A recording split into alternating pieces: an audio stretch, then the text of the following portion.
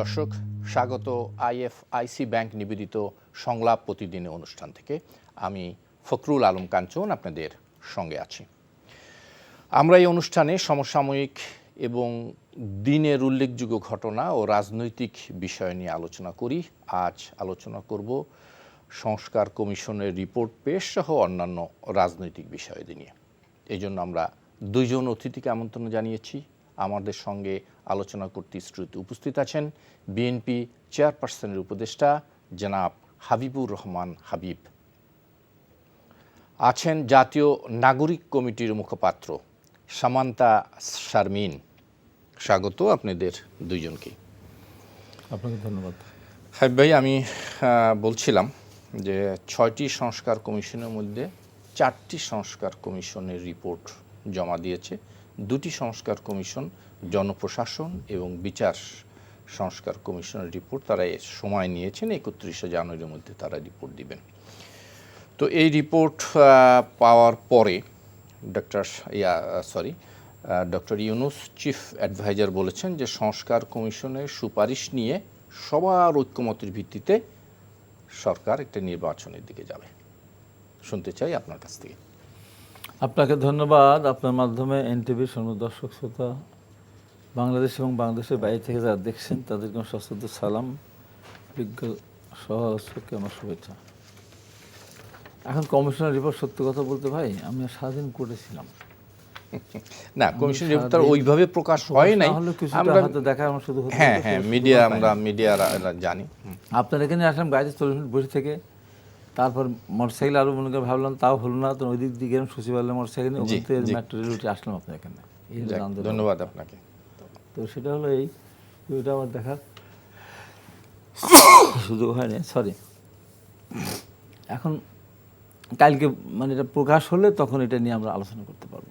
তো মোটার আগে কথা হলো, সরকার বলেছিলেন যে সংস্কার কমিশন গঠন করা হবে এবং যথারীতি যত তাড়াতাড়ি সম্ভব রিপোর্ট তৈরি করা হবে এবং রিপোর্ট হওয়ার পরে রাজনৈতিক দলগুলির সাথে আলোচনা করে চূড়ান্তভাবে সিদ্ধান্ত নেবেন।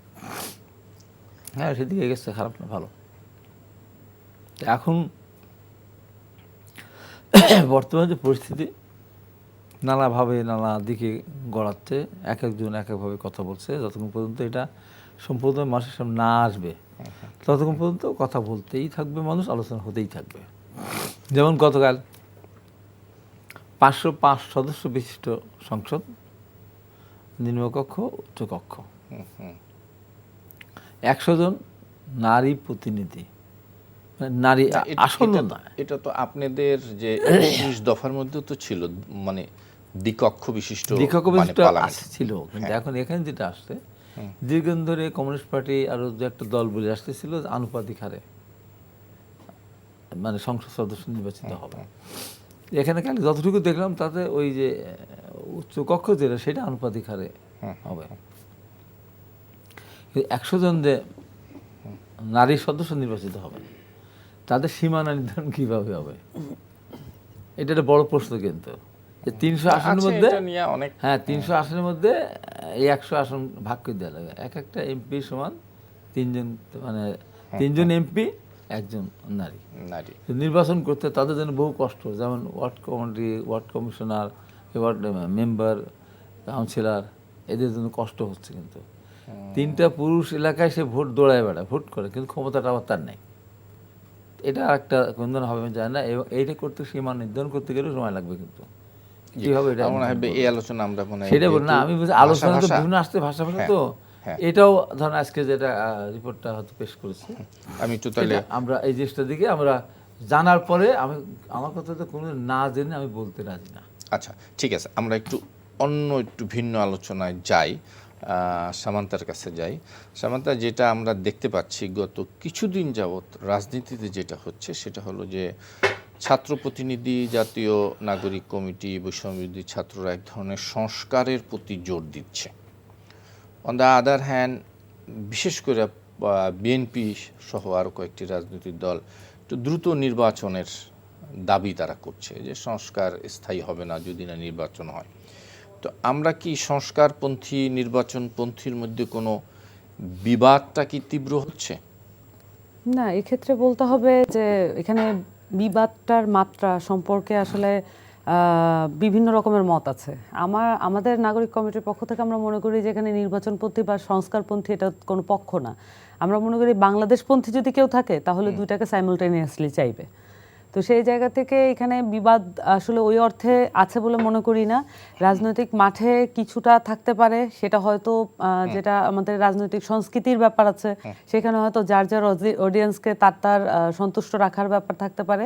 কিন্তু আমি মনে করি যে রাজনৈতিক দলগুলো মনে করে যে যেই সংস্কারের প্রক্রিয়াটা চালু হয়েছে সেটা তাদের সহ মানে সকল রাজনৈতিক দল সহ বাংলাদেশের মানুষের জন্য, বাংলাদেশের যে রাষ্ট্র কাঠামো সেটার জন্য একটা উপকারী পর্যায়েই চলছে। যেমন 4টি সংস্কার কমিশনের রিপোর্ট এসছে, এটা আমাদের জন্য খুবই আনন্দদায়ক। কারণ অভ্যুত্থানের মধ্যে দিয়ে এই যে সংস্কার প্রস্তাবনার যে রিপোর্টগুলো আসা, কমিশনের রিপোর্টগুলো আসা, এই যে আমাদের পথ পরিক্রমা, আমরা যদি মনে করি যে আজকে এই যে জুলাই মাসে যখন অভ্যুত্থানটা শুরু হয়েছিল গত বছর, তখন কিন্তু কেউই ভাবতে পারেনি যে মানে 6 মাসের মধ্যে আমরা কোনো ধরনের কমিশন বা তার রিপোর্ট একটা উদ্যোগ এইগুলো আমরা দেখতে পাবো, এটা কিন্তু আমরা ভাবিনি, কেউই ভাবেনি বাংলাদেশে। তো এটা যখন ঘটেছে এবং অভ্যুত্থানের মধ্যে দিয়ে তরুণদের জীবন যাওয়ার মধ্যে দিয়ে যখন এই বিষয়টা বাংলাদেশের জন্য একটা অর্জন হয়ে উঠেছে, সেই বিষয়টাকে অবশ্যই আমাদের মানে অ্যাপ্রিসিয়েট করতে হবে। এবং এই প্রস্তাবনার উপরে ভিত্তি করে এখন একটা ভিত্তি তৈরি হলো যে এই ভিত্তির উপরে দাঁড়িয়ে থেকে আমরা আসলে সামনের দিনে আলাপ আলোচনাগুলো এগিয়ে নিতে পারি। কিন্তু রাজনৈতিক দলগুলো তো বলছে যে একটি নির্বাচিত সরকার ছাড়া যে কোনো সংস্কারই টেকসই হবে না। জি, এটা ওনারা বলছেন। আমরা মনে করি যে টেকসই হওয়া বা না হওয়া এটা আসলে এই মুহূর্তে মানে যেমন আমার সহ আলোচক উনিও কিন্তু বললেন, হাবিব ভাই উনি বললেন যে উনি 505 সদস্য বিশিষ্ট এবং হচ্ছে নারী সংরক্ষিত আসনের প্রক্রিয়াটা কেমন হবে, এই আলাপগুলাই কিন্তু আমরা চাচ্ছি মাঠে। যদি প্রস্তাবনাগুলো না থাকে, যদি কমিশনগুলো না হতো, যদি অভ্যুত্থানটা না হতো, এই আলাপ আলোচনাগুলোই আমরা করতে পারতাম না। বাংলাদেশের মানে এত বছর পরে আমরা হচ্ছে একটা দ্বিকক্ষ বিশিষ্ট পার্লামেন্টের স্বপ্ন দেখতে পাচ্ছি, এটা কিন্তু অভ্যুত্থানের মধ্যে দিয়ে ঘটেছে। তো আমরা মনে করি যে এই মুহূর্তে যেই বিভাজনগুলো আছে এগুলো আসলে টেবিল টকের মাধ্যমে সমাধান করা সম্ভব। কারণ আমরা এটা মনে করি না যে যারা নিজেদেরকে অভ্যুত্থানের শক্তি মনে করেন, যারা অভ্যুত্থানের মধ্যে অংশগ্রহণ করেছেন, যারা চেয়েছেন বাংলাদেশটা পরিবর্তন হোক, সেরকম কোনো রাজনৈতিক বা অরাজনৈতিক কোনো শক্তিই চাইবেন যে বাংলাদেশের পুনর্গঠনের প্রশ্নটা পিছিয়ে যাক। তো আমরা মনে করি যে এখন যে বিভাজনের জায়গাগুলো তৈরি হয়েছে সেগুলো মিট আপ করা বা এটাকে মেন্ট করা খুবই সহজ। শুধুমাত্র উইলিংলিনেস, এই যে যেমন আমরা আলোচনায় ঢুকছি, এই আলোচনাগুলোর মাধ্যমে এগুলো সমাধান করা সম্ভব। হাবিব ভাইয়ের কাছ থেকে যদি শুনবো একই বিষয়। হাবিব ভাই, না সংস্কারের বিষয়ে কি এক ধরনের আপনাদের একটু দ্বিমত বলবো না, এক ধরনের রিজার্ভেশন তো আছেই। অন দ্য আদার হ্যান্ড যে নির্বাচন ব্যাপারে এক ধরনের তাড়াহুড়ো আছে, আগ্রহ বেশি যে নির্বাচনটাই হোক। এখানে একটু এটা নিয়ে বড় কোনো সংকট হবে বলে আমার মনে হয় না। কারণ যে সংস্কার যে প্রশ্নটা আসছে, আমরা তো 23 সালে আমরা 31 দফা প্রণয়ন করেছি না, ক্ষমতা যাওয়ার পর আমরা কি করবো, সেখানে পরিষ্কারভাবে সংস্কার করা আছে যে দ্বিকক্ষ বিশিষ্ট পার্লামেন্ট হবে। প্রস্তাবনা আমরা দিয়ে রেখেছি না? হ্যাঁ, আমরা বলেছি রাষ্ট্রপতি এবং প্রধানমন্ত্রীর ভিতরে ক্ষমতার ভারসাম্য আনতে হবে, যেটা আগে ছিল না। এটাই তো সংস্কার। আমরা বলেছি যে নিরপেক্ষ সরকারের অধীনে নির্বাচন করা সরকার হবে নিরপেক্ষ সরকার। আমরা বলেছি যে ঘুষ, দুর্নীতি, অনিয়ম এগুলোর থেকে আমাদেরকে সরিয়ে আসতে হবে। তো এইগুলি সংস্কার আমাদের একটি ধরনের এরকম আছে, কৃষকদের কথা আছে, ছাত্রদের কথা আছে, শিক্ষকদের কথা আছে, শ্রমিকদের কথা, সবার কথাই আছে। তো এটা আমরা সার্বিক দেশের সামনের দিকে এগিয়ে যাওয়ার যে পরিকল্পনা সেইগুলি নিয়ে আমাদের 31 দফা দেওয়া ছিল। অন্য অন্য দলের কার 12 দফা ছিল, কার 6 দফা ছিল। এখন কথা হলো নির্বাচন নিয়ে তাড়াহুড়োর যে ব্যাপারটা, এইটা নিয়ে আপনার কিছু কথাবার্তা হচ্ছে। এই কথাগুলি বলার ক্ষেত্রে কিছুটা আপনার অসম্মানজনক কিছু কথাবার্তা মাঠে আসতেছে। যেমন বিএনপির কথা বলা হয়, মহাসচিব কালকে বলেছেন, বিএনপির মহাসচিব, যে জুলাই আগস্টের মধ্যে নির্বাচন হতে পারে। এটা খুব খুব খুব তাড়াহুড়ো হয়ে গেল না? বলি আমি যে আপনার কথা হলো যে সংস্কার না হোক আমরা চাই না, সংস্কার একটা চলমান প্রক্রিয়া। কতদিন লাগতে পারে এরকম টাইম ফ্রেম নাই কিন্তু। না, সেটা তো আমরা জানি। আর এটা এটা কেন আসতেছে, আসলেও তারা হলো না কেন আসলো এটা আমি বলে যে বর্তমান যে অন্তর্বর্তীকালীন যে সরকার, সেই সরকার তো আলটিমেটলি তাকে যেতে হবে। জুলাই না হোক ডিসেম্বরে যাবে, ডিসেম্বরে না হোক পরের না, আমি দিতে বলছি যে যাবে। আপনারা সংস্কারের প্রশ্নে এরকম কোনো দিচ্ছেন না যে মানে ওপিনিয়ন দিচ্ছেন না যে ঠিক আছে দেশের জন্য জাতির জন্য ভালো হয়, এরকম একটু ভালো সংস্কার আপনারা করে দিয়ে যান, না। নির্বাচন যদি 1 মাস পরে হয় হোক বা কিছু, ভালো হয়ে যাওয়ার সে ধরনের কোনো কিছু কিন্তু আপনাদের আমরা দেখছি না।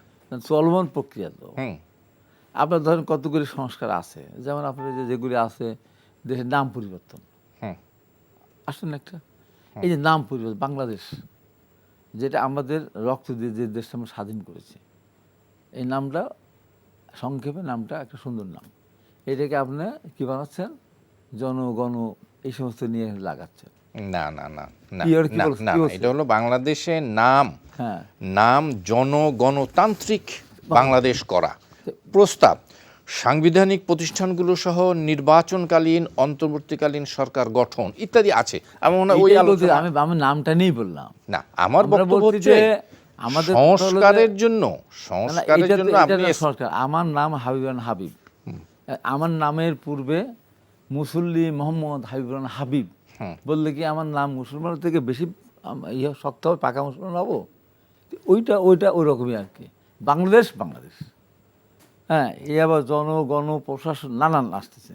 এখানে ধরেন অনেকে অনেক কথা বলছে, যেমন পতাকা পরিবর্তনের কথা এর আগে কেউ কেউ বলেছে, কেউ কেউ সীমানা পরিবর্তনের কথা বলেছে না, যে এই সমস্ত নিয়ে জটিলতা সৃষ্টি না হয়ে অন্তর্বর্তীকালীন সরকার তারা একটা সুন্দর সুষ্ঠুভাবে একটা নির্বাচন দিয়ে যদি যেতে পারে, কিছু সংস্কার বাদ বাকি সংস্কার যেগুলি আছে মেজর সংস্কার সেগুলি যারা ক্ষমতা যাবে তারা করবে। যেমন মাঝখানে একটা সামনে চলে এসেছিল কি স্থানীয় সরকার নির্বাচন, যেদিন আসলো সেদিন আমি বলেছি যে কোনটা স্থানীয় সরকার নির্বাচন আপনি করবেন, ইউনিয়ন কাউন্সিল, তারপর কী করেন উপজেলা, তারপর কি মেয়র পৌরসভা, তারপর কি সিটি কর্পোরেশন, এ করতে কতদিন সময় লাগবে? কতদিন সময় লাগবে এটা? না, এটা আবার এটা- সামনে নিয়ে আসতে দিকে না, জাতীয় সংসদ নির্বাচন, স্থানীয় সরকার জাতীয় নির্বাচন সংসদ নিয়ে করার না কথা কথা বল আসছে তো, আলোচনা আসছে কিন্তু কোনো আলোচনা সিদ্ধান্ত আসলে নাই। এটা আমরা অপোজ করেছি। বিএনপি একটা দিন আমরা ভাবতে হবে, বিএনপি একটা দায়িত্বশীল দল, বিএনপির মহাসচিব মাঝে মাঝে কিছু কথা বলেন, সেটাকে অনেক সময় পুরাটা না বলে অর্ধেকটা শোনার মতো অবস্থা হয়। উনি বলেছেন দিতেই হবে তা না, না, অগাস্ট দেওয়া যেতে পারে, দেওয়া যেতে পারে, সম্ভব কিনা, সম্ভব, ইচ্ছে করে তো সম্ভব। রাইট। এটার জন্য কেউ কেউ বলছে বিএনপি শুধু নির্বাচন চায়, শুধু ক্ষমতায় যেতে চায়। তা আমি নাম না উল্লেখ না করে বলি, বিএনপি ক্ষমতায় যেতে চায় জনগণের সমর্থন নেই, জোর করে না। একটা নির্বাচন হলে জনগণ যদি বিএনপিকে ভোট দেয়, বিএনপি ক্ষমতা বিএনপি মনে করে যে বড় দল হিসেবে একটু একটু আগ্রহ আছে, একটু তারাও আছে আপনাদের নাকি? তারা থাকার ব্যাখ্যা আমি দিচ্ছি। এইটা একটা বলছে, কিন্তু যারা বলতেছে যে বিএনপি শুধু নির্বাচনে যেতে চায়, ক্ষমতা যেতে চায়, তার যদি প্রশ্ন করে কেউ, তাহলে আপনারা থাকতে চান কেন? আপনারা তো ক্ষমতা আছেন, আপনারা কোন বেসিসে ক্ষমতা আছেন বলেন, আর আপনি থাকতে চাচ্ছেন কেন, দীর্ঘদিন থাকতে চাচ্ছেন কেন? বিএনপি যেতে চায় মানুষের ভোট নিয়ে, আপনি কোন ম্যান্ডেটে আপনি থাকতে চান দীর্ঘদিন? থাকতে চাচ্ছে আসতেই পারে, আসতেই পারে। গণবিপ্লবের মাধ্যমে একা কেউ করেনি। আমি বিএনপিকে বলতে চাচ্ছি যে আমি এখানে সরকারে আমাকে 2টা লোক দিয়েছি, আমরা এই আন্দোলন সবাই মিলেই করেছে, একা একা তো হয় না। আর ঘুড়ি যখন আকাশে ওড়ে, যে বানায় শীতের দাবিকে আমি ঘুড়ি বানিয়েছি, তাহলে হবে ওই ঘুড়ি জন্য একা যেরকম আন্দোলন হয় না, করে, আবার আবার কেউ সুতা। হাবিব ভাই, খেলে যখন ফুটবল 11 জনই খেলে, কিন্তু যিনি গোল করে স্কোরার যে নামটা তার হয়। কিন্তু দিন শেষে সুতরাং আপনি 15-16 বছর হোক না কেন, টিম যখন যেতে চায় টিমকে পুরস্কার দেয় না, কাউকে কম দেয়, টিমই তো কাপটা পায়, তাই না? নিশ্চয় আসি। তাহলে আচ্ছা, এখানে আমাদের তা একটু হচ্ছে না। একটু আমি একটু এই বিতর্কে যাচ্ছি না, আমি নিশ্চয়ই বলতে চাই নিশ্চয়ই এই জন্য পারস্পরিক সম্মান বোধ রেখে কথা বলতে হবে। হ্যাঁ। বিএনপি বলেছে, বলেই কি আপনি বলবেন যে বিএনপি লোভ বেশি, ক্ষমতা দিতে চায়, ক্ষমতা লোভী, বলা যাবে এটা? আমরা ওটাই এটা বলা যাবে না, না, এটা বলা যাবে না। আগ্রহ তো থাকতেই থাকতেই পারে। পারে আমার, হ্যাঁ, এটা তো স্বাভাবিক। আর এই সরকার দীর্ঘদিন থাকবে না, না, আর নিশ্চয়ই মহাসচিব সরকার কেন বলছেও না। বলেছে, আমিও কেন বলতেছি, তাই যতদিন যাবে এই সরকার ধরেন 2 বছর লাস্ট রান করে, 2 বছর পর আবার ইনভেস্টমেন্ট আসবে, 5 পয়সা আসবে না, সেই আরো বিতর্কে আসবে না না তো। যায়। কারণ হলে এটাই তো, এখনো তো স্টেবল না এটা, যে কারণে আসবে না। বিভিন্নভাবে যে সমস্ত যে এই ধরনের তারপর সীমান্তে যে এই যে ভারতের যেগুলি করতেছে, কী বলেছে সেনাপ্রধান, আমরা নির্বাচিত সরকারের সাথে কথা বলব, বলছে না? এর নানান সংকট সৃষ্টি হতে পারে আমরা মনে করছি, তাই একটা নির্বাচন হয়ে গেলে আমাদের সেই সংকটের হাত থেকে আমরা রক্ষা পাবো। এই জন্য দায়িত্বশীল মহাসচিব বলেছেন। আচ্ছা সামান্তা, আমি এই বিষয়ে যদি কোনো কথা থাকে আপনার শুনবো। তারপরে আরেকটি কথা হলো, তরুণদের মধ্যে যারা এই বিপ্লব করেছে তাদের মধ্যে একটা রাজনৈতিক দল করার বেশ উৎসাহ আমরা দেখতে পাচ্ছি, এক ধরনের আগ্রহ আছে, যদিও এই আগ্রহ আকাঙ্ক্ষাকে অনেক রাজনৈতিক দলগুলো আবার এটাকে নানা সন্দেহের চোখে দেখছে। আপনাদের বক্তব্য কি? কেন এই আকাঙ্ক্ষা আপনাদের? কিছু বিষয় একটু রেসপন্স করে আসি। রেসপন্স আকারে না, এটা হচ্ছে আলাপ আলোচনার যেই পর্যায়ে আমরা আমাদের দেশে উপনীত হয়েছি, এখানে আসলে রাজনৈতিক সংস্কৃতিতে মানে পুরো পরিক্রমাটা যদি দেখি, এমন না যে আমরা আসলে বিভাজন বলতে আমরা যেটা বুঝাই দুইটা পক্ষ এবং সেটাকে অ্যাগ্রেসিভলি বিবাদমান হতে হবে, এবং এরকম নানান পক্ষ থাকে একটা দেশে। তো আমাদের দেশে এরকম নানান পক্ষ আছে। তো বাংলাদেশের যে ভোটিং পলিটিক্স যেটাকে বলে, ইলেকট্রাল পলিটিক্সে আসলে সবসময় দুইটা দল ছিল, আওয়ামী লীগ আর বিএনপি। তো মানুষজন ভোট দিলে এই দুইটার মধ্যে একটা বেছে নিত। এবং এখানে আরেকটা টার্ম প্রচলিত আছে, গ্রামের দিকে গেলে এটা শোনা যায়, ভোট পচায় লাভ নেই। তো এই কনসেপ্টগুলো আসলে কখন আসে? যখন আসে যে দুইটা দলের মধ্যেই আসলে বাংলাদেশের মানুষের সকল ভাগ্য নিহিত থাকে। এখন যেহেতু আওয়ামী লীগ নাই, এখন হচ্ছে বিএনপি তাদের মতো করে তাদের দল গুছানোর যে জায়গাটা ওনারা করছেন, এবং অভ্যুত্থানের পরে তাদের কাজগুলো তারা করছেন, এবং তারা নির্বাচন চাচ্ছেন, এটার মধ্যে কোনো সমস্যা নেই। কিন্তু একটা বিষয় হচ্ছে কি, একটা মানে অভ্যুত্থানের মধ্য দিয়ে আমরা যেটা এক্সপেক্ট করি যে অভ্যুত্থানটা কেন হয়, একটা জনগোষ্ঠীর উত্তরণ হয়, রাজনৈতিক উত্তরণ হয়।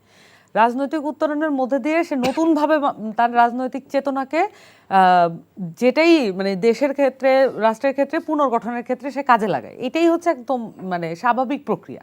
কিন্তু অভ্যুত্থানের মধ্যে দিয়ে আমরা দেখলাম না যে বিএনপির 31 দফা একটা দফা বাড়লো বা কমলো, কোনো ধরনের পরিমার্জন বা কিছু হলো। মানে এইটা আসলে আমাদের জায়গা থেকে, তরুণ প্রজন্মের জায়গা থেকে এটা আসলে আমরা একটু অবাক হই। কারণ কি, মানে অভ্যুত্থানের মধ্যে দিয়ে মানে এটা একদম অভ্যুত্থানের আগেও 31 দফায় যেরকম ছিল, অভ্যুত্থানের পরেও 31 দফা একই রকম। এবং এই সমালোচনাগুলো তো আসলে নিতেও পারতে হবে। যেমন তরুণ জনগোষ্ঠী তো চাচ্ছে যে ওনারা নতুন করে কিছু বলুক, তরুণদেরকে অ্যাড্রেস করে কিছু বলুক। পুরো 31 দফায় তরুণদেরকে অ্যাড্রেস করে একটা দফা আছে, এবং সেইটা আসলে কিভাবে মানে তরুণ নেতৃত্ব তুলে আনবে দলের মধ্যে। তারপর একটা দলের মানে রাজনৈতিক সংস্কৃতি আছে, ওই দলের মানে গণতান্ত্রিক অবস্থার উত্তরণ কিভাবে ঘটবে। এটা তো এমন হতে পারে না যে একটা দল বা বিভিন্ন দল একেবারে অ্যাবসলিউটলি পারফেক্ট। তো কিছু সমালোচনা আছে তো মাঠে, সেই সমালোচনাগুলোকে আসলে সাথে নিয়ে সেগুলোকে সাদরে গ্রহণ করে নিজের দলটাকেও সুন্দর করে আবার যদি মানে কিছু বিষয় পরিমার্জন করে গোছানো, এবং দফাগুলোকেও অভ্যুত্থানের পরিপ্রেক্ষিতে নতুন কিছু অ্যাড বা বিয়োজন করার সুযোগ আছে কিনা, নতুন কোনো স্পিরিটের মধ্য দিয়ে এই দফাগুলো যেতে পারে কিনা, মানে দফাগুলো সংস্কার হতে পারে কিনা, সেই কথাগুলো। সংস্কার তো আসলে পুরো দেশেরই দরকার। আমাদের দেশের প্রত্যেকটা যে পয়েন্ট, প্রত্যেকটা স্টেক হোল্ডার, প্রত্যেকটা যে টুলস অ্যান্ড মেকানিজম, সব কিছুরই আসলে পরিবর্তন দরকার। একবারে সেটা সম্ভব না। অ্যাকচুয়ালি সংস্কার একটা চলমান প্রক্রিয়া, দ্বিমত করার কোনো সুযোগ নেই। কিন্তু আমাদের কথা হচ্ছে যে চলমান প্রক্রিয়া বলে তো সেটাকে আমি এই মুহূর্তে যেটা সম্ভব, এই মুহূর্তে যেটা করা উচিত, সেটা তো আমি পিছিয়ে রাখতে পারি না। সেক্ষেত্রে আরেকটা বিষয় দাঁড়ায় যে চলমান প্রক্রিয়া একটা বিষয়, আরেকটা বিষয় হচ্ছে কতটুকু সংস্কার হলে সেটা ধরেন একেবারে যদি বলি যে বিএনপির মনোভূত হবে, বা কমিউনিস্ট পার্টির মনোভূত হবে, বা অন্য কোনো যেই রাজনৈতিক দলগুলো এবিপি পার্টির মানে কার কতটুকু সংস্কারের প্রস্তাবনা, সংস্কারের প্যারামিটার কি, সেইগুলো যদি আমরা খুব পিন পয়েন্ট আলাপ করি না। যেমন ধরেন ওই যে আমি আবারও বলছি, ভাই যখন বললেন যে নারী সদস্যদের মানে সংরক্ষিত আসনের এই যখন সংখ্যাটা আসে তখন কিন্তু আলাপ করতে সুবিধা হয়, আপনি দেখতে পাচ্ছেন। তার মানে তথ্যের ভিত্তিতে, সুনির্দিষ্ট তথ্যের ভিত্তিতে আলাপ করা অনেক সহজ। কিন্তু আমরা যদি বলি যে না, সংস্কার একটা চলমান প্রক্রিয়া, এটা দিয়ে কিন্তু আমরা পরবর্তীতে আলাপ আগাতে পারছি না। কথা তো সত্য, সংস্কার একটা চলমান প্রক্রিয়া। তাহলে বিএনপি কতটুকু সংস্কার চাচ্ছে এবং তারপরে নির্বাচন চাচ্ছে, সেটাতে আমরা আসি। যেমন নির্বাচনের ক্ষেত্রে আমরা বলেছি যে, আপনার পরের প্রশ্নের উত্তরে আসছি যে গণপরিষদ নির্বাচনের কথা বলছে।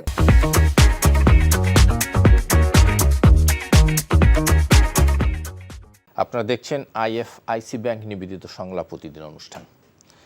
হাবিব ভাই, আমরা আলোচনায় ছিলাম যেটি আমাদের মানে তরুণদের প্রতিনিধি সামান্তা আপনার কাছে জানতে চেয়েছে যে আসলে বিএনপির 31 দফায় তরুণদের জন্য কি, আগে যা ছিল এখনো তাই, নাকি কিছু সংযোজন বিয়োজন হবে, কি আছে আপনাকে একটা জিনিস বুঝতে হবে, জি। আমাদের 31 দফা সরকারের কাছে না, আমরা রাষ্ট্রীয় ক্ষমতা গেলে ওইগুলি আমরা বাস্তবায়ন করব। সেখানে তরুণদের কথা আছে, কৃষকদের কথা আছে, শ্রমিকদের কথা আছে, ছাত্রদের কথা আছে, বেকারদের কথা আছে। সার্বিকভাবে দেশের সামনে এগিয়ে নেওয়ার জন্য যতগুলি পদক্ষেপ নেওয়া দরকার সবগুলিকেই মোটামুটি ওর মধ্যে অ্যাকোমোডেশন করা হয়েছে। এর বাইরে থাকে এখন, আগে আমাদের এখন সামন্ত যেটা বলতে বুঝে ভুলের কারণে হয়তো বলতেছে যে এই কারণে আমাদের এই পরিবর্তনের কোনো কারণ তো নেই, আমরা ক্ষমতা যাওয়ার পরে এটা করবো। আচ্ছা, এখন এটা তো না, সেটা হলো যে এই ইয়াং জেনারেশন যারা আছে তারা তো আমাদের ভবিষ্যৎ, তাদের ভবিষ্যৎকে তো আমাদের দেখতে হবে, তো সেই অনুসারে সেইভাবেই তো গড়ে তুলতে হবে।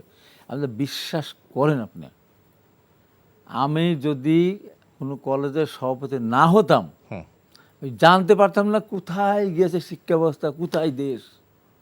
আপনি চিন্তা করতে পারেন, একটা কলেজে ডিপার্টমেন্টে 2জন টিচার আছে, একটা ছাত্র নেই, 6 জন শিক্ষক, 2 জন ছাত্র।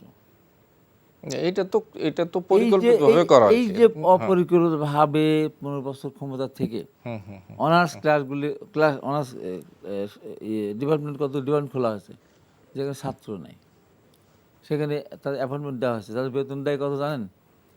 2000, 1500, 1500 বেতন না পাইলে না দিলে তারা এই হিসাবে লেকচারার হিসাবে বা এই হিসাবে কলেজের অনার্স পড়া এই একটা সামাজিক বোঝা, কিন্তু তার কিছু নেই। এর ভয়াবহ এমন চিত্র আছে। আপনি যখন যাবেন, আপনি হাসপাতালে যাবেন, এই জিনিসগুলি অ্যাড্রেস করতে হবে বাস্তবতে। হাসপাতালে যাবেন, দেখবেন যে আপনার হাসপাতালে একটা মেশিনও ঠিক নেই, না আছে এমআরআই ঠিক আছে, না আছে আপনার যে এক্সরে মেশিন ঠিক আছে, না আছে যে ব্লাড টেস্ট। সেটা তখন রাষ্ট্রের সর্বক্ষেত্রেই তো অনিয়ম অব্যবস্থা। এইগুলির ব্যাপারটা ধরে এইগুলির ব্যাপারই করতে হবে। আপনি ধরেন কৃষি ব্যবস্থা সংস্কার করতে যান, সরকার এখানে ধরেন কৃষকদের জন্য আপনার প্রণোদনা দেয়, কি দেয়? আপনার ধান কাটার মেশিন দেয়, ধান বানানোর মেশিন দেয়, ধান চাষ করার মেশিন দেয়। এখানেও একটা সংস্কার দরকার আছে। কি প্রকৃত কৃষক এটা পায় না। আমার টাকা আছে, আমি ধান মাড়াই করার মেশিন কিনলাম বা ধান কাটার মেশিন কিনলাম, আমার ক্ষমতা আছে, আমার দল ক্ষমতায়, আমি একটা 30 লাখ টাকার দাম আমি 15 লাখ টাকা দিয়ে আমি পেয়ে গেলাম, আমি ওটা ভাড়া খাটাতে, কৃষক লাভ পাচ্ছে না। এই সমস্ত জিনিসগুলো টোটাল জিনিস নিয়ে আপনি আসতে হলে এই সংস্কার দিনের পর দিন, বছর পর বছর গেল চলতে হবে। এই সংস্কার শেষ হবে না। জন্য আমাদের কথা হলো একটা নির্বাচন হয়ে গেলে অনেকগুলো জিনিস আছে, আজকে যেগুলো প্রস্তাবনা আসছে, নির্বাচিত সরকার আসলে এর ভিতর দিয়ে এইভাবে করেন ততক্ষণ না করতে পারে। আসবো ওই বিষয়। জি, যেটা বলছিলেন সামান্তা। জি, আমি একটা বিষয় বলছিলাম যে নির্বাচনের ব্যাপারে আমাদের কোনো ধরনের এমন বিষয় নেই যেটাকে বিলম্ব করার কোনো সুযোগ আছে। আমরা পরিষ্কারভাবে বলছি যে এই তরুণ জনগোষ্ঠী যারা অভ্যুত্থান সংগঠিত করেছে তারা গত 4 টার্মে নিজেদের ভোটটা দিতে পারেনি এবং তাদের একটা অধীর আগ্রহ আছে সামনে যেই নির্বাচন হবে সেটা যথাযথ নির্বাচন যাতে হয়, যাতে ফ্রি অ্যান্ড ফেয়ার ইলেকশন হয় এবং সেই সাথে যৌক্তিক যে নির্বাচন প্রক্রিয়া সেই নির্বাচন প্রক্রিয়া যাতে অনুসরণ করা হয়। তো সেক্ষেত্রে আমরা বলবো অবশ্যই গণপরিষদ নির্বাচন হচ্ছে এই মুহূর্তে সময়ের দাবি। গণপরিষদ নির্বাচন একমাত্র যৌক্তিক পন্থা।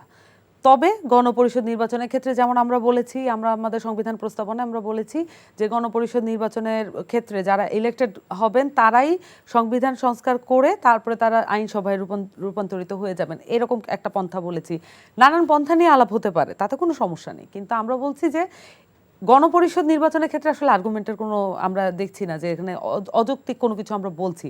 খুব স্বাভাবিকভাবেই এই দলগুলো, যে রাজনৈতিক দলগুলো মাঠে আছে, দীর্ঘদিন ধরে লড়াই সংগ্রামে আছে, রাজনৈতিক পক্ষ আছে, অনেক সিঙ্গেল মানুষ আছে, একজন মানুষ ব্যক্তিগতভাবে তার অ্যাসপিরেশন তিনি অভ্যুত্থানের মধ্যে দিয়ে প্রকাশ করেছেন। কিন্তু আমরা দেখতে পাচ্ছি যে এই যে গণপরিষদ নির্বাচনের মাধ্যমে আমরা যেটা চাচ্ছি সংবিধান পুনরীক্ষণ, এই যে সংবিধানের দোহাই দিয়ে এই রাজনৈতিক দলগুলোকে কিন্তু অপ্রেস করা হয়েছে। তাহলে এই সংবিধানের মাধ্যমে আর ভালো কিছু হবে, সংশোধনের মাধ্যমে ভালো কিছু হবে, এটার আশা আমরা ওনারা কিভাবে দেখছেন বা এটাও ব্যাখ্যা করা প্রয়োজন, ওনারা কেন দেখছেন, জনগণ সেটা পরিষ্কার হোক। আমরা বলছি যে সংবিধান যদি পুনর্লিখনের মাধ্যমে দুইটা বিষয়, এক হচ্ছে প্রোক্লামেশনকে এটার মধ্যে অ্যাড করতে হবে, দ্বিতীয়ত হচ্ছে এই যে সাংবিধানিক সংকট বলে মানে সংশোধনী করে করে কাটাছেঁড়ার মাধ্যমে এই সংবিধান দিয়ে আমরা আর সামনের দিনে চলতে পারছি না। তো এটা উপলব্ধির মধ্যে সবার আছে, এটা একটা জেনারেল কনসেনসাস, এবং এটার মধ্যে রাজনৈতিক দলগুলো কেন এটা মনে করছেন না যে গণপরিষদ এবং তথা হচ্ছে সংবিধান পুনর্লিখন, এটা আসলে খোলসা করে বলা উচিত।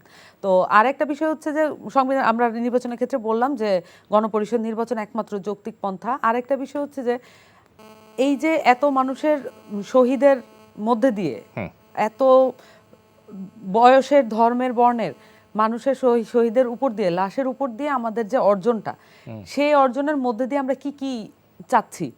সংস্কার একটা চলমান প্রক্রিয়া ওনারা বলছেন, অসুবিধা নেই তাতে, কিন্তু আবার যেই সংস্কার আসলে বছরের পর বছর ধরে চলতে থাকবে, সেটা কি আসলে বিএনপি বছরের পর বছর ধরে করবে কিনা বা কত বছর ধরে করবে। আমি বললাম যে এই জিনিসগুলো ক্লিয়ার করলে ওনাদের যে অডিয়েন্স, ওনাদের যে মানুষ, কর্মকর্তারা আছেন, ওনাদের যে নেতাকর্মীরা আছেন, ওনাদের যে অডিয়েন্স আছেন, তাদেরও বুঝতে সুবিধা হবে, আমাদেরও বুঝতে সুবিধা হবে। সেক্ষেত্রে আমাদের বক্তব্য আমরা সেটার ভিত্তিতে বলতে পারবো। এবং সবকিছু মিলে এই যে শহীদের যে আকাঙ্ক্ষা, সেটার সবচেয়ে প্রাইমারি জায়গাটা ছিল বিচার। আমরা কিন্তু এত বড় একটা রাজনৈতিক দল, তাদের মানে চুটকির মধ্যে সম্ভব, তাদের মুহূর্তের মধ্যে সম্ভব হাজার হাজার মানুষকে মোবিলাইজ করা, কিন্তু তারা বিচারের দাবিতে কোনো কথা বলছেন না। তারা বলছেন, কিন্তু এটা তাদের যে শক্তি আছে সেই শক্তিমত্তার ধারের কাছেও নাই বলাটা। আমরা এক্সপেক্ট করি যে রাজনৈতিক দলগুলো বিচারের কথাটা বলবেন, এবং তারা যেভাবে মানে আমরা দেখতে পাচ্ছি যে তাদের কিছু মানে এই যে বিএনপির কিছু নেতারাও বিভিন্ন জায়গায় আওয়ামী লীগকে আস্থায় আনার কথা বলেছেন। আমার নিজের একটা অভিজ্ঞতা আছে, গত পরশুদিন বিএনপিকে, আওয়ামী লীগকে আস্থায় এনে নির্বাচনে অংশগ্রহণ করতে হবে, এবং আওয়ামী লীগ একটা রাজনৈতিক দল, ওনারা এভাবে একনলেজ করতেছেন। আজকে 5 মাসও হয় নাই, ওনাদের নেতাকর্মীদের উপরে যারা হামলা করলো তাদের কোনো বিচারের কোনো অগ্রগতি হয় নাই। এই সরকারকে বিচারের জবাবদিহিতার মুখোমুখি তো ওনাদেরকে করতে হবে, আমরাও করতে চাই।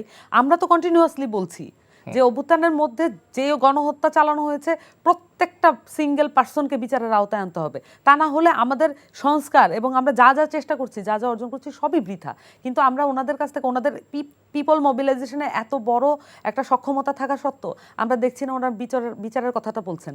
ওনাদের নেতাকর্মী, ওনার 500 কিছু অধিক নেতাকর্মীদের শহীদ হওয়ার কথা বলেন, কিন্তু এই নেতাকর্মীদের বিচারের এই যে তাদেরকে শহীদ করার পিছনে যারা দায়ী, তাদেরকে আস্থায় এনে তারা নির্বাচন করতে চান, এই কথাগুলো আসছে। কিন্তু তো এগুলো আসলে তারা কিভাবে ডিফেন্ড করবেন? আমরা শুনে আসি হাবিবের কাছে এই কথা। গ্যাপ আছে, জি। আমরা আওয়ামী লীগকে আস্থা আনার প্রশ্ন ওঠে। আমার ঘর ভাঙছে, আমার বাড়ি লুট করছে, আমার মাছ লুট করছে, আমার ভাইকে হত্যা হয়ে গেছে, বোনকে ধর্ষণ করছে, আমার বাবাকে গুম করেছে, সে আমি আওয়ামী লীগকে আস্থায় নিয়ে আসবো, এটা হতে পারে? প্রথম কথাটা কখন আসছে জানেন? আমি এই সরকার পরিবর্তন হওয়ার সঙ্গে সঙ্গে কিন্তু আমি প্রথম বলেছি যে আওয়ামী লীগকে কম করে 15 বছর 3টা টার্ম নির্বাচনে আসতে দেওয়া উচিত না, কারণ 3টা আমরা এই দেশের মানুষকে ভোট দিতে দেয়নি। আমি কথা আপনার প্রথম এটা তো আইন আমি উচ্চারণ করেছি, এবং পাশাপাশি এটা বলেছি আওয়ামী লীগকে রাজনীতি অন্তত 15 বছর তাদের রাজনীতি করে দেওয়া উচিত হবে না। এখন প্রশ্ন হলো, তার আমি বলার 7-8 দিন 10 দিন পর সরকারের দায়িত্বে থাকা প্রভাবশালী একজন মন্ত্রী, আইনমন্ত্রী আসিফ নজরুল বলে ফেললেন যে আওয়ামী লীগ এদেশে স্বাধীনতা যুদ্ধের নেতৃত্ব দিয়েছে, আওয়ামী লীগকে রাজনীতি করতে দেওয়া উচিত, আওয়ামী লীগকে নির্বাচনে আসতে সুযোগ করে দেওয়া উচিত। এটা কে বলছে? আসিফ নজরুল।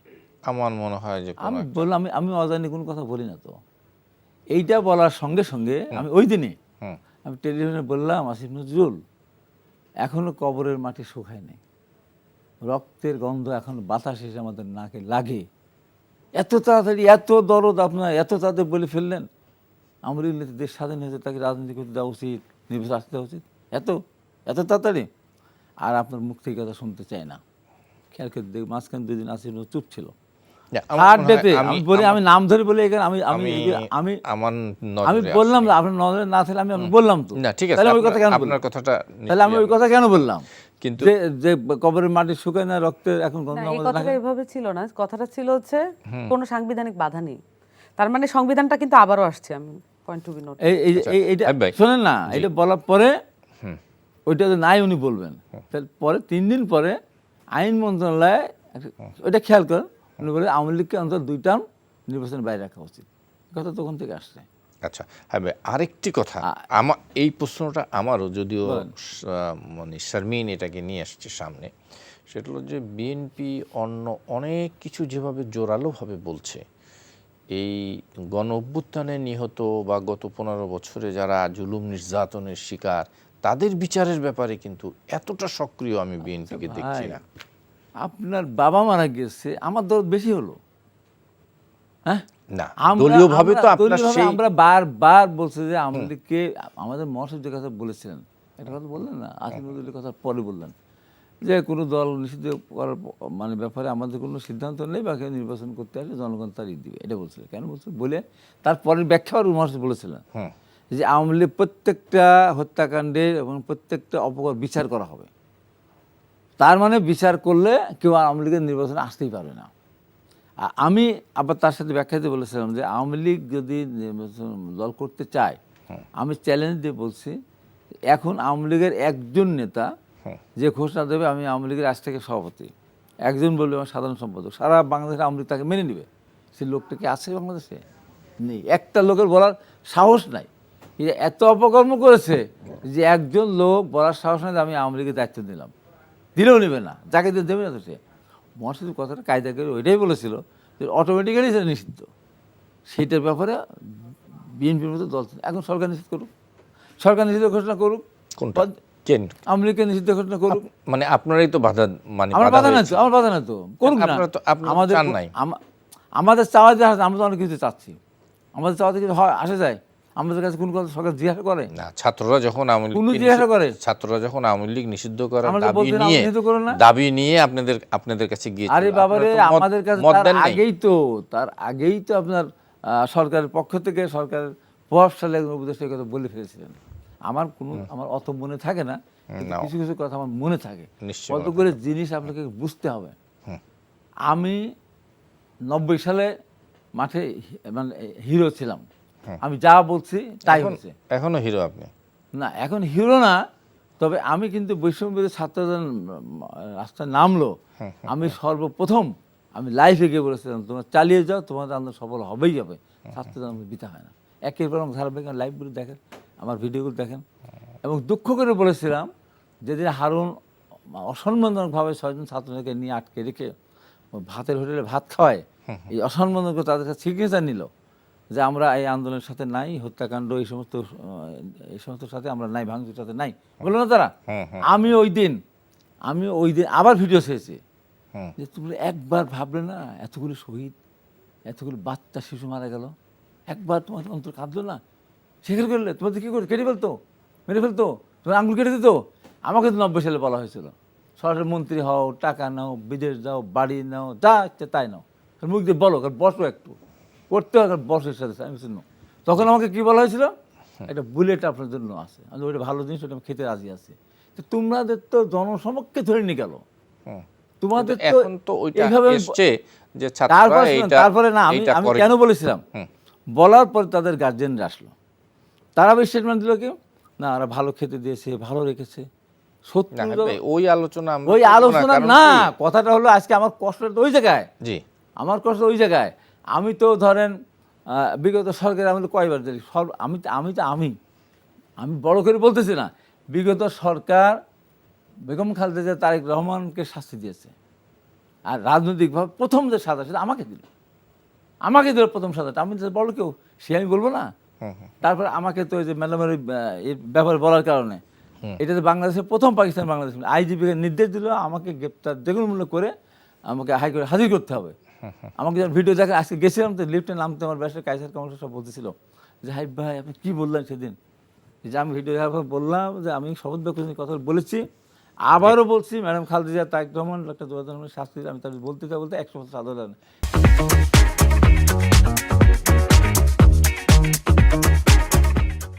সামান্তা আপনার কথা হাবিব ভাই উত্তর দিয়েছেন, তরুণদের বিষয় নিয়ে কথা বলছেন, ওখানে নাই উনি। ওখানে ওখানে যদি কোনো কথা থাকে বলবেন।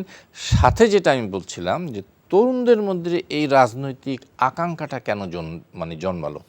বিপ্লবী হলে বিপ্লব করার পরে আবার ক্ষমতায় যেতে হবে, রাজনৈতিক দল করতে হবে, এই আকাঙ্ক্ষাটা, এই জিনিসটা কেন জন্মালো? প্রথমত ভাবে আমার উত্তরটা দেননি, বা এটা মনে হয় আমার উত্তর না, মানে আমাদের যে উত্তরগুলো পাওয়ার আশা আছে বিএনপির কাছ থেকে। এত বড় একটা রাজনৈতিক দল, ওনাদের একটা দায়িত্ব আছে, যত বড় দল তত বড় দায়িত্ব। তো ছোট দলগুলোর প্রতিও আমাদের একই আহ্বান থাকবে, এবং আপনারা প্রত্যেকটা দলেরই উচিত যেই জনগোষ্ঠীর কারণে দেশটাকে নতুন করে স্বপ্ন দেখার একটা জায়গা তৈরি হয়েছে, সেই জনগোষ্ঠীকে নিয়ে প্ল্যানটা কি, এটা তো তরুণ জনগোষ্ঠী জানতে চায়। এবং তাদেরকে এই জায়গাগুলোকে এখন অ্যাড্রেস করছেন না, কিন্তু একদিন না একদিন তাদেরকে অ্যাড্রেস করতেই হবে। এবং আমার উত্তরটা আমি পাইনি, ওনারা আসলে তরুণদেরকে নিয়ে কিভাবে ভাবছেন। আমরা যেমন মনে করছি যে আর আমরা যেমন সংবিধান সংস্কার প্রস্তাবনায় আমরা বলেছি যে 18 বছর যদি এমন হয় যে 18 বছর বয়সে সে ভোট দিতে পারবে, তার মানে সে পার্লামেন্টে যাওয়ারও সিদ্ধান্ত গ্রহণের ক্ষমতা রাখবে। তার মানে যদি কেপেবল হয় তাহলে সে ফাইট করে জিতে আসবে, তাতে কোনো অসুবিধা হওয়ার কথা না। এতে করে যেটা হবে, আমাদের রাজনৈতিক দলগুলোতে যে সংস্কৃতিটা আছে, একটা তরুণ জনগোষ্ঠীকে ক্যাডার বাহিনী হিসেবে পালা এবং তাদেরকে ওভাবে ব্যবহার করা, তাদের যে সৃজনশীলতা সেটার প্রকাশ না করে, সেটার বিকাশ না করে, তাদেরকে শুধুমাত্র হচ্ছে মোবিলাইজেশন এবং ইত্যাদির ক্ষেত্রে ব্যবহার করা। এটার যে পাওয়ার পলিটিক্সের মধ্যে, আমাদের তো পাওয়ার পলিটিক্স নিয়ে বীতশ্রদ্ধ একটা এক্সপিরিয়েন্স আছে, এত বছরে 53 বছরের এক্সপিরিয়েন্স আছে। এবং এটা শুধু আমাদের এক্সপিরিয়েন্স না, রাজনৈতিক দলগুলোরও অশান্তিপূর্ণ পাওয়ার ট্রান্সফারের এক্সপিরিয়েন্স আছে। সব কিছু মিলিয়ে তাদেরকে আসলে আমরা এটা অল্টারনেট করতে চাচ্ছি, তরুণদেরকে আসলে রাজনীতিতে মেইন স্ট্রিমে নিয়ে আসা খুব অল্প বয়সেই, যাতে করে তারা মেইন স্ট্রিমে ওই পলিটিক্যাল জায়গার মধ্যে ফাংশন করতে করতে তাদেরকে এই ক্যাডার বাহিনীতে আর ব্যবহার করা না যায়। এবং সেই সাথে তরুণদের জনগোষ্ঠীকে তাদের শিক্ষা, চিকিৎসা এবং তাদের যে স্পেশাল কিছু সৃজনশীলতা, এগুলোকে অ্যাড্রেস করার উপায়টা কি, এটা তো আমরা দলগুলোকে, তাদের বিশাল বিশাল জায়গা আছে, মিডিয়া সেল আছে, অমুক তমুক অনেক কিছু আছে, তারা চাইলে কিন্তু এই প্রপোজালগুলো তারা দিতে পারেন, কিন্তু আমরা দেখিনি ওই জায়গাটা। আর 31 দফার প্রত্যেকটা দফাকে আসলে ইলাবোরেট করা প্রয়োজন, সেটাও আমরা মানে সেটা কিন্তু এখন সুযোগ আছে। একটা সময় জেল জুলুমের ভয়ে অনেক কিছু করা যেত না, এখন তো সেই সুযোগটা আছে, এখন তারা সেই জায়গাগুলো কিন্তু টাচ করতে পারেন। আরেকটা বিষয় বলবো যে বিএনপি সমস্ত নেতাকর্মী যারা আছেন, যারা সিনিয়র নেতৃবৃন্দ আছেন, যেমন আমি একটা অভিযোগ করতে চাই তার কাছে, যেমন ABM মোবাশ্বের চৌধুরী যিনি আছেন প্রশিক্ষণ বিষয়ক সম্পাদক, উনি একটা টক শোতে, না মোবাশ্বের চৌধুরী, এবং উনি বলেছেন, হ্যাঁ মোবাশ্বের চৌধুরী, ABM মোবাশ্বের, উনি বলেছেন যে উনি শেখ হাসিনা যেমনই হোক, উনি তো নির্বাচনে জিতে এসেছিলেন 3টা নির্বাচনে, তারপরে এবং তারপরে উনি বলেছেন উনি আওয়ামী লীগকে আস্থায় এনে মানে আমাদের কথা হচ্ছে যে বিএনপির পক্ষ থেকে দায়িত্বশীল জায়গা থেকে যদি এই কথাগুলো না আসে এবং এইভাবে যদি নানান নেতারা নানানভাবে কথা বলতে থাকেন, এটা তাদেরই আসলে মর্যাদা ক্ষুণ্ণ হবে না। আমি দেখলাম যে হাবিব ভাই আসলে আওয়ামী লীগকে আস্থায় এনে নির্বাচনের যে কথাটা, উনি এটা রিফিউট করলেন। ওকে ফাইন, তাহলে হচ্ছে দলগতভাবে যেটা সাংগঠনিক অবস্থান, সেটাকে খুব সিরিয়াসলি এত বড় দল, কোন নেতা এই ধরনের অনৈতিক কোন নেতা যদি কিছু বলে থাকে, আমি বললাম বড় দল মানে বড় দায়িত্ব, তাদেরকে ওভাবে দেখতে হবে। এবং এই ধরনের ক্রান্তিকালের মোমেন্টে খুবই দায়িত্বশীল ভাবে এখানে মন্তব্য করা উচিত। এটা যে কারো ক্ষেত্রে সত্য, এটা আমাদের ক্ষেত্রে সত্য, তাদের ক্ষেত্রে সত্য, কিন্তু বড় দল যারা বলবেন যে আমরা অনেক জনগণ আমাদের সাথে আছেন, তাদেরকেও ওই জায়গাগুলো ক্লিয়ার। আমার আরো দুই একটা বিষয় আছে, ছোট করে শুনে যাও। হ্যাঁ, প্রথম কথা যে আপনি একটা বলছিলেন যে এই সমস্যারা রাজনৈতিক দল করার ক্ষেত্রে বড় দলগুলি তারা একটু মানে নাখোশ এই ধরনের একটা করতেছে, আশঙ্কা প্রকাশ করছে, কেউ কেউ সরাসরি ভয় পাচ্ছে। আমাদের কথা হলো ছাত্ররা দল করুক, কোনো সমস্যা নেই। আমার কথা হচ্ছে ক্ষমতা যারা আছে তারা যেন সেখান থেকে তাদের নার্সিং না করে, এই কথা। আরেকটা কথা সে বলছে যে 18 বছর ভোটার হতে পারে, 18 বছর কেন নির্বাচন করতে পারে, কি করতে পারে, যখন যে বয়স, যখন যেটা হয় সেটাই করতে হয়। 18 বছর বয়সে যদি সব সংসদ নির্বাচন করতে চলে যায়, লেখাপড়ার হবে? লেখাপড়ার তালটা কোন জায়গায় যে যাচ্ছে এর পরে বুঝবে। এখন লেখাপড়া আছে, সব ছেলে চলে গেছে মাঠে, তো গত 15 বছরে তো 15 বছর চলে গেছে, ছিল না তো লেখাপড়া তো এমনিই নষ্ট হয়ে গেছে, সেটা গেছি। এখন যে ইন্টারমিডিয়েট পড়ে সেও মনে করে আমাকে এমপি হতে হবে, আমার চেয়ারম্যান হতে হবে। একটা নির্দিষ্ট একটা বয়স, সেই বয়সে যার যেটা সাজে তাকে সেখানে যেতে হয়। তো এখন কথা হলো যে এদের যে ধ্যান ধারণা যে আপনাদের 17-18 বছর বয়স থেকে এমপি হতে হবে, 18 বছর বয়সে আপনি মন্ত্রী হতে হবে। তো সামনে এখন তো এই যে 21 বছর, তাই না? হ্যাঁ 25 বছর 25 বছর 25 বছর হলে সে নির্বাচন দাঁড়াতে পারবে। 18 বছর 18 বছর জনগণ সিদ্ধান্ত নেবে, ভোট দেবে না তাহলে অসুবিধা নাই তো। ভোট কিন্তু রান দেওয়া করতে তো পারবে না, না, আমরা তো সেটা দায়িত্বশীল একটা দল। আমি ইচ্ছা করে আমার মেয়ে আছে, আমার মেয়েকে আমি 9 বছর বয়সে বিয়ে দিয়ে দেবো এখন? না, সেটা ভিন্ন। এইরকম আমার ছেলেদেরকে আমি 18 বছর বয়সে সে কলেজে পড়ে, তাকে আমি কি এখন নির্বাচন করতে দেবো? আর যে কথাটা বলতেছে, কথাটা বলার ভিতরে একটু সংশোধন করে বলা উচিত যে মাস্টারিতে লাগে। আমি তো এখন 18 বছর ছেলে যখন এমপি মন্ত্রী হবে, তারা রাজনীতি, এরা কি হবে তখন? এদের কে নিয়ন্ত্রণ করবে? রাজনৈতিক দলগুলি তো নিয়ন্ত্রণ করতে পারে না, সব জায়গায় সমস্যা আছে, এদের কে নিয়ন্ত্রণ করবে? কেন 18 বছর হইলে যে নিয়ন্ত্রণ করা যাবে না কেন? আরে বাবা, রাজনৈতিক একটা দল যখন আপনি করবেন, হ্যাঁ, এই রাজনৈতিক দলগুলো চলবে কিভাবে? কে চালাবে? 18 বছরের ছেলে পেলে কে দিবে টাকাটা? কে দিবে? জীবনটা দিয়ে দিতে কে পারবে, দিবে টাকা? অভ্যুত্থান করতে পারবে, কিন্তু 18 বছর state আগে চালাতে দেয়নি, পারবে আগে না। দেয়নি। 18 বছরের জীবন আগে দেয়নি, এবার তো বাচ্চা শিশুটা 4 বছর ছেলে জীবন দিচ্ছে। তো ওই জায়গাটা বুঝতে, ওই জায়গাটা ভুল করতেছে এরা। এই জীবনটা দিয়ে আসতেছে, মতুর থেকে শুরু করছে। আচ্ছা, মতুর বয়স 18 বছর একটু শেষের দিকে আছে হাবিব ভাই, আমরা এই জন্য শেষ শেষ করে করব। দিই আমি। জি, এই জন্য বলি যে এই যে যেখানে যে পর্যায়ে যার যে কাজ, তা সেই কাজটা করতে হবে। 18 বছর সে এমপি মন্ত্রী হতে যায়, তাহলে দেশটা কোথায় যাবে একবার হিসাব করে দেখেন তো আপনি। আচ্ছা, নিশ্চয়ই এটার উত্তর সামান্তা যদি থাকে না, কোনো আমরা কথা মনে করি বলবেন। যে গণপরিষদ নির্বাচনের ক্ষেত্রে আমরা মনে করি যে তরুণদেরকে পার্লামেন্টে উঠিয়ে নিয়ে আসতে হবে। এখন যেই রাজনৈতিক দলরা আসলে তরুণদের সৃজনশীলতা এবং তাদের পালসকে আসলে রিড করতে পারবেন না, আমরা মনে করি যে সব না, ধরনের। কিন্তু তরুণদের তো সামনে অনেক আমি এটাই আসছি, এটাই সুযোগ বলবো। আছে। জি জি, আমি ওইটাই একজন তরুণী যদি ম্যাচুর না হওয়ার আগে তাকে ওকে, তাহলে বিরোধ দল- পিপল ভোট দেবে না, খুব স্বাভাবিক না? আমরা যেহেতু পিপলস ম্যান্ডেটের কথা বলছি, আমরা যেহেতু ভোটিং এর কথা বলছি, এমন না যে 18 বছরে যেই দাঁড়াবে তাকেই ভোট দিতে হবে, এটা তো বাধ্য করার কোনো সুযোগ নেই। তাহলে পিপলস যদি মনে করে সে হি ইজ নট ম্যাচিউরড, আমার এরকম অনেক এইজ ওল্ড পলিটিশিয়ান এবং এমপি মন্ত্রী দেখেছি যে ন্যূনতম ম্যাচিউরিটিও নেই, এবং তাদেরকে দিয়ে 15 বছর 17 বছর 18, আমরা এরকম অনেক ইম্যাচিউর এমপি মন্ত্রী জীবনে দেখে আসছি। এটা নতুন কিছু না যে বয়সের উপরে ম্যাচুরিটি বা সৃজনশীলতা নির্ভর করে না। তো আমরা দেখতে চাই যে তরুণরা পার্লামেন্টে আসবে, তাদের রাজনৈতিক প্রক্রিয়া আগে থেকে শুরু হবে, যাতে করে তারা স্বতন্ত্রভাবে নিজের পলিটিক্যাল অ্যাসপিরেশন এবং ক্যারেক্টারাইজেশন করতে পারে, তাদেরকে যাতে কেউ আসলে ব্যবহার করতে না পারে, তাদের অ্যাসপিরেশনটার ভিত্তিতে তারা যাতে কাজ করতে পারে, এবং আমরা তাদেরকে আসলে পার্লামেন্টে দেখতে চাই, এটা আমাদের পরিষ্কার বক্তব্য। আচ্ছা, এই আমরা শেষের দিকে আছি, আপনার কাছে আরেকটি জিনিস জানা আসছে, যে আসলে আমরা দেখতে পাচ্ছি এখন দেশের বিভিন্ন স্থানে বৈষম্য বিরোধী ছাত্রদের সাথে মধ্যে স্বার্থের দ্বন্দ্ব, বিবাদ দেখা যাচ্ছে।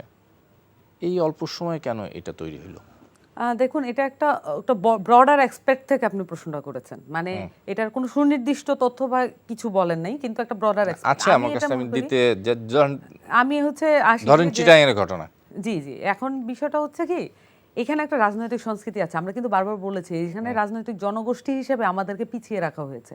আমরা এটা টোটালটার আমূল পরিবর্তন চাই, এবং এখানে সুনির্দিষ্ট তথ্যের ভিত্তিতে যেই অপরাধী হবে, যেই দোষী হবে, সেটা অবশ্যই শাস্তিযোগ্য অপরাধ, এবং তাকে ওইভাবে শাস্তির আওতায় আনতে হবে। তাকে পুলিশ কাস্টডি এবং যেই প্রক্রিয়া মোতাবেক আছে সেই মোতাবেক যেতে হবে। কিন্তু এটা হচ্ছে আমাদের এখানে মব ট্রায়ালের একটা কালচার আছে, আমরা মনে করি সেটার চেয়ে এই যে আইন শৃঙ্খলা বাহিনী যে দুর্বল, এই কারণেই আসলে আমাদের সামাজিক এই মব ট্রায়ালগুলো হয়। তার চেয়ে বেশি আমরা যদি এই যে আমাদের কিন্তু ট্যাক্সের টাকায় এই আইন শৃঙ্খলা বাহিনীগুলো চলে, তো আমরা ওইটা স্ট্রং করার ব্যাপারে আমরা কিন্তু কম কথা বলি। আমরা বেশি বলি যে যেটা মব হিসেবে আমরা যেটা মনে করি সেটার ব্যাপারে আমরা বেশি আস্থা জ্ঞাপন করি। আমরা মনে করি যে যদি যেই দোষী হোক, আইন শৃঙ্খলা বাহিনীকে সুসংহত করা হোক, সেইটাকে জনমুখী করা হোক, সেই প্রক্রিয়ার ভিত্তিতে যেই দোষী হবে সেই শাস্তি পাবে। সেটা তো ভিন্ন জিনিস, আপনি বিচারের কথা বললেন, কিন্তু আমাদের এই যে রাজনৈতিক কালচারের কথা বললেন, তরুণদের কাছে তো আমাদের আশা প্রত্যাশা অনেক বেশি। সেই একই কালচারের মধ্যে যাচ্ছে ছাত্রলীগের, যেটা দেখেছি, বা মানে অন্যান্য মানে পাওয়ার পলিটিক্সে যেটা দেখছি, সে কি একই ধারায় কি যাচ্ছে? একই ধারায় একেবারেই যাওয়া উচিত না।